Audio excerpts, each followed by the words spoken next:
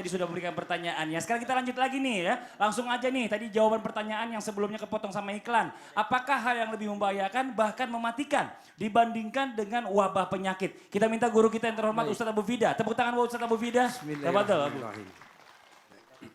Apakah hal yang lebih mematikan daripada penyakit?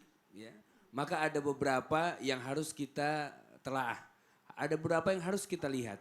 Bahwa Rasulullah SAW mengatakan nanti di akhir zaman yang namanya umat Islam ini bagaikan seonggok daging yang diperebutkan oleh serigala-serigala atau singa-singa yang lapar. Bagaikan makanan yang diperebutkan oleh mereka. Jadi ditanya oleh para sahabat, ya Rasulullah, apakah kita jumlahnya nanti sedikit? Tidak.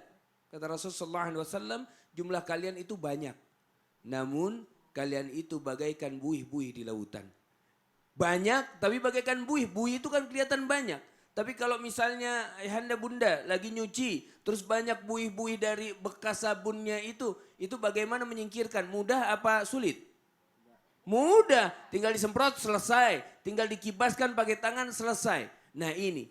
Kenapa? Karena manusia saat itu terkena suatu penyakit yang lebih dahsyat dari penyakit yang ada sekarang. Apa itu?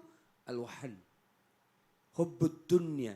Mereka lebih mencintai dunia dan mereka takut akan kematian. Sekarang sudah terbukti bahwa orang-orang lebih mencintai dunia daripada mereka mencintai untuk bertemu dengan Allah Subhanahu wa taala. Manusia sudah mengatakan, ya kan, bahwa manusia takut sekali tentang penyakit ini. Takut sekali tentang wabah ini. Padahal belum tentu mereka terkena olehnya. Namun kenapa manusia malah dengan kematian yang pasti akan datang. Kullu nafsin dha'iqatul maut. Semua yang hidup pasti akan mati. Tapi mereka kenapa tidak takut dengan hal itu? Kenapa mereka tidak mempersiapkan diri mereka untuk mendapatkan atau menghadapi hal itu? Ini satu. Penyakit cinta dunia, ya. Yang kedua yang lebih dahsyat dari penyakit itu ada lagi, yaitu apa? Yaitu tamak. Tamak, dia itu serakah, dia itu maunya semua bagi diri dia saja. Sehingga lihat, kemarin pada saat masker itu habis begitu kan? Itu karena apa? Banyak orang-orang yang ngeborong untuk dirinya, dia nggak peduli, tetangganya nggak punya masker. Gak peduli orang lain gak punya. Yang penting apa? Yang penting saya punya. Dan bahkan lebih dahsyat lagi. Baru-baru ini kan ada ditemukan. Digerebek satu gudang. Yang mana isinya adalah masker-masker diimpor dari luar negeri. Masker bekas lagi. Subhanallah.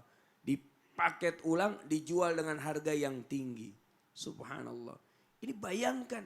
Kalau bukan karena sudah terjangkit virus al-wahan tadi. Kalau bukan sudah terjangkit dengan ketamakan, ya maka lihat mata hatinya tertutup oleh apa? Oleh keserakahan yang ada. Maka lihat, Allah letakkan akal itu adanya di dalam hati. Al-aqlu fis sudur kata Rasulullah SAW. Ya.